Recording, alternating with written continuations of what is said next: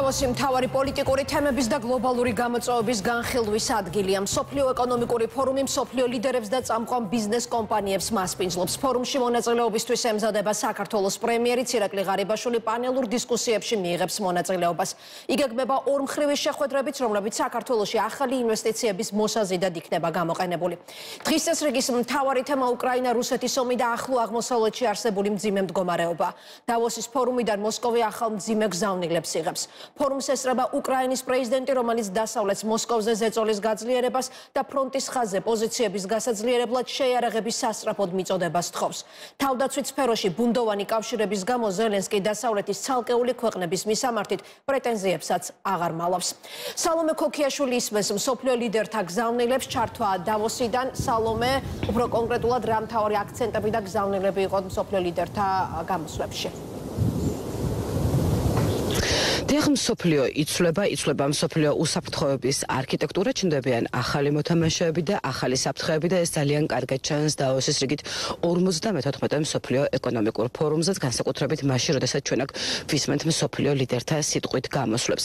არ ვიცი, შეიძლება თუ არა მივიჩნიოთ ეს ერთგვარ პოლიტიკურ გზავნილად, მაგალითად ის, რომ მასპინძელთა შემდგომ პირველი სტუმარი, რომელმაც დავოსის მსოფლიო ეკონომიკური ფორუმის ტრიბუნა დაიკავა, იყო ჩინეთის პრემიერ-მინისტრი, ეს ალბათ არის მსჯელობის საგანი, თუმცა ჩინეთის პრემიერ-მინისტრმა დავოსის ეკონომიკური ფორუმის ტრიბუნა გამოიყენა იმაზე სასაუბროდ, რომ ახლა ჩინეთი არის ერთ-ერთი ყველაზე სწრაფად მზარდი ეკონომიკა, მსოფლიოში სიდიდით რიგით მეორე ეკონომიკა და რომ ჩინეთის კარი ღია არის თანამშრომლობისთვის ყველა ქვეყანასთან. ზოგადად პოლიტიკურ ნაწილში დავოსის ეკონომიკურ ფორუმზე გამომსვლელ ლიდერთა უმრავლესობა, რა თქმა უნდა, აქცენტს აკეთებს მიმდინარე ომებსა და კონფლიქტებზე, ახლო აღმოსავლეთში არსებულ მძიმე ვითარებაზე და სრულმასშტაბიან ომზე უკრაინაში. ახლო აღმოსავლეთთან დაკავშირებით ლიდერები თანხმდებიან, რომ სასწრაფოდ უნდა გადაიდგას ნაბიჯები იმასთან დაკავშირებით, რომ რაც შეიძლება სწრაფად გადაიჭრას ყველა არსებული ჰუმანიტარული პრობლემა, არ მოხდეს კონფლიქტის შემდგომი ესკალაცია და არ მოიცვას კონფლიქტმა უფრო ფართო ტერიტორია. რაც შეეხება უკრაინას, ამ ნაწილში ლიდერთა დიდი ნაწილი, რა თქმა უნდა, თანხმდება იმაზე, რომ უნდა გაგრძელდეს უკრაინის დახმარება, ვინაიდან როგორც ისინი ამბობენ, ეს არ არის ქველმოქმედება, ეს არის ინვესტიცია თავად მათსავე უსაფრთხო მომავალში. ამ თვალსაზრისით ძალიან საინტერესო იყო ეროვნული უსაფრთხოების საკითხებში თეთრი სახლის მრჩევლის ჯეიკ სალივანის გამოსვლა, რომელმაც თქვა, რომ ახლა ძალიან რთული ვითარება არის მსოფლიოში. რა თქმა უნდა, ამ სიტუაციას უფრო მეტად ართულებს უკვე 2 წელიწადზე მეტი ხნის განმავლობაში უკრაინაში მიმდინარე სრულმასშტაბიანი ომი. სალივანმაც გააკეთა აქცენტი იმაზე, რომ უნდა გაგრძელდეს უკრაინის დახმარება, როგორც ის ამბობს, ისეთი აგრესორი ლიდერები, როგორიც მაგალითად არის პუტინი, ვერ ითვალისწინებენ ერთ რამეს, რომ რაც უფრო აგრესიული არის მათი ქმედებები, დასავლური სამყარო ხდება მით უფრო ერთიანი, რომ ადამიანებს არ აინტერესებს სხვა ქვეყნების იმპერიალისტური ზრახვები, მათ აინტერესებთ ყველაზე მეტად კლიმატური ცვლილებები, მათი კეთილდღეობა, მათი ყოფის გაუმჯობესება, ამიტომ ქმედითი ნაბიჯები, რა თქმა უნდა, გადაიდგას ჯეიკ სალივანის თქმით იმ თვალსაზრისით, რომ ასეთი იმპერიალური ზრახვები აღუკვეთოს და ყველაფერი გაკეთდეს თითოეული ადამიანის კეთილდღეობისთვის.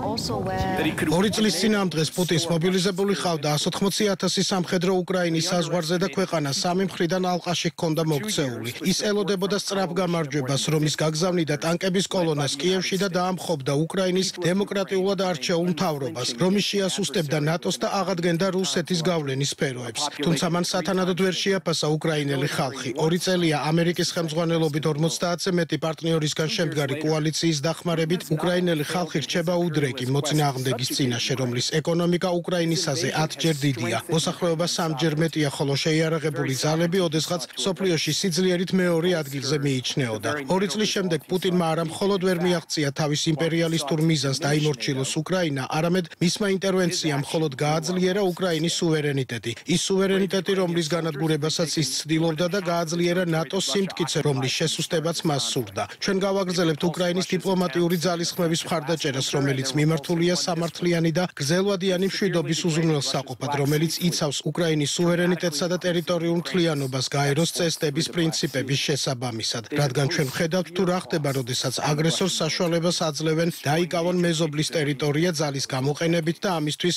საფასური არ გადაახდებინონ. ისინი განაგრძობენ თავიანთ მოქმედებას. ჩემი შეფასებით ღაზაში მიმდინარე მოვლენები სრული კატასტროფაა ისრაელისთვის, ღაზაში მცხოვრები მშვიდობიანი მოქალაქეებისთვის და მთელი მსოფლიოსთვის. ჩვენ საგარეო საქმეთა სამინისტროს დონეზე განუწყვეტლად მუშაობთ, რათა თავიდან ავიცილოთ ის ნაპერწკალი, რომელმაც შესაძლოა მთელი რეგიონი ჩაითრიოს. ეს ეხება არა მხოლოდ კონკრეტულ რეგიონს, ჩვენ ამ ომის გავლენას ვხედავთ უკრაინასთან მიმართებაშიც. ვხედავთ, რომ მედია არ აშუქებს რუსეთის მხრიდან უკრაინელ მშვიდობიან მოქალაქეებზე ყველაზე მასშტაბურ თავდასხმებს.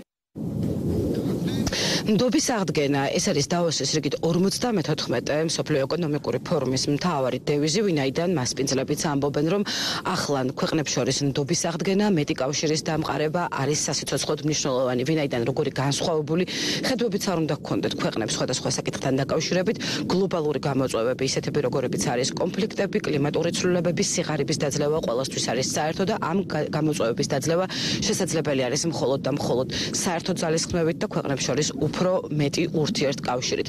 სხვათა შორის უნდა აღინიშნოს, რომ დღეს ძალიან ბევრმა ევროპელმა ლიდერმა, მათ შორის ევროკომისიის პრეზიდენტმა თქვა, რომ ევროპის კონტინენტზე მიმდინარე ომმა ძალიან ბევრი რამ ასწავლა და აჩვენა დასავლურ სამყაროს და მათ შორის აჩვენა ისიც, რომ ძალიან სახიფათოა იყო დამოკიდებული ერთ ენერგომომწოდებელზე, ერთ სატრანსპორტო კორიდორზე, ასე ვთქვათ, ერთ სავაჭრო გზაზე, ამიტომ ისინი სულ უფრო და უფრო მეტად საუბრობენ ასეთი ენერგორესურსების დივერსიფიცირებაზე თუ სავაჭრო გზების გამრავალფეროვნებაზე. ეს შეიძლება ეს ნაწილი შეიძლება განსაკუთრებით საინტერესო იყოს ჩვენი ქვეყნისთვის, საქართველოსთვის, ვინაიდან საქართველო ახლებურ შინაარს იძენს მსოფლიო ეკონომიკურ რუკაზე, თუ გავითვალისწინებთ იმას, რომ ჩვენი ქვეყანა უფრო და უფრო მეტად ხდება ძალიან მნიშვნელოვანი კორიდორის ნაწილი, რომელსაც ქვია შუადერეფანი და რომლის პოტენციალის სრულად ათვისებაზე ძალიან ბევრი რამ არის დამოკიდებული.